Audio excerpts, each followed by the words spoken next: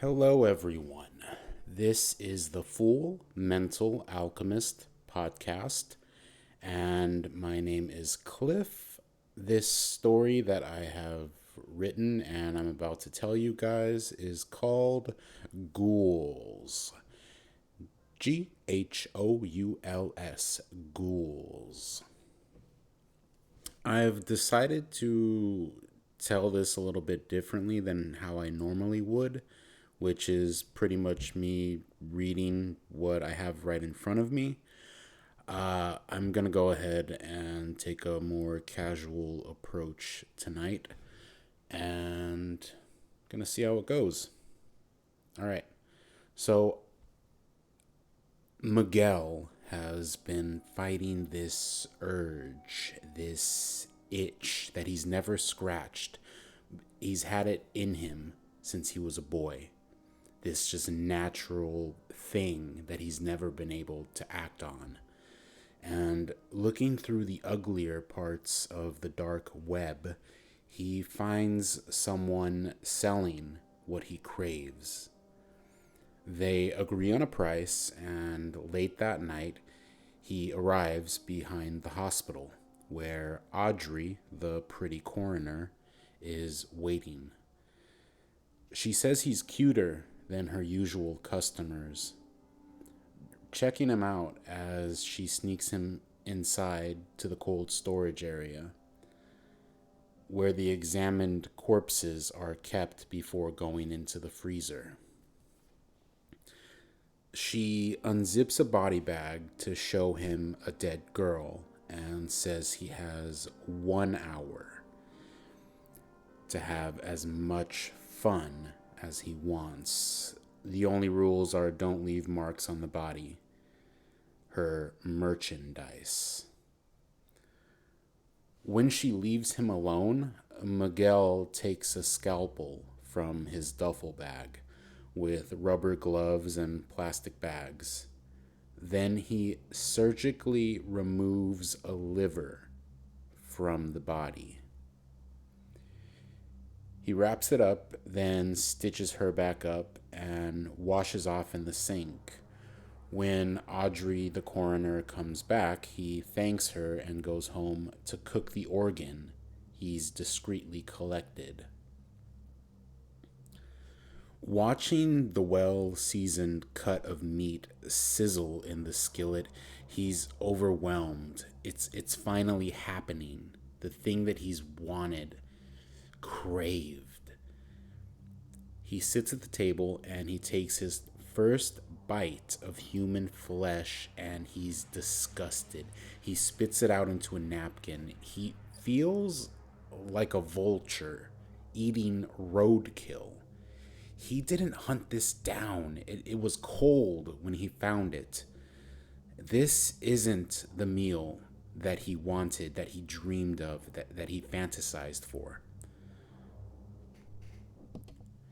So Miguel changes into a pair of sweats and a hoodie before he drives back to the morgue where Audrey just finished her graveyard shift. He follows her to a huge beach house down in Malibu and parks on the bay. He jogs through the sand, checking the neighbors' balconies and windows for witnesses. It's still early morning, though, so everyone is still inside sleeping. He climbs over the back patio and peeks through a crack in the curtains. Inside, he can see the coroner in bed with an IV hooked up to a stolen bag of blood and a morphine drip. Before the drugs can do any damage to her system, it's filtered clean by these transfusions, letting her have as much as she wants and she'll never overdose. Miguel carefully opens the sliding glass door to the kitchen and takes off his shoes to creep inside. From the knife holder on the counter, he takes a blade and makes his way into the bedroom. At the foot of the bed, he can hear the faucet turn in the bathroom, and he realizes she's not alone in the house. He hides underneath the mattress, waiting for the water to turn off, but it never does. Miguel, he rolls out and stands up, Audrey the coroner, still blissfully unaware of him. He hears nothing from the other side of the bathroom door, which now has water spilling out. Then he opens it to find a dead man in the overflowing tub, with a needle in his arm. Miguel turns off the hot water, and standing behind him now, Audrey says that he's the dumbest doctor and drug dealer in the world. Transfusing their blood to prevent overdosing was her idea. He couldn't even wait his turn, and he just died like a junkie. He was always beneath her, she goes on. High and delusional from the amount of morphine in her system, she hugs Miguel, sloppily saying how she watched him on cameras in the morgue, so she knows he didn't fuck that dead girl, just took her liver.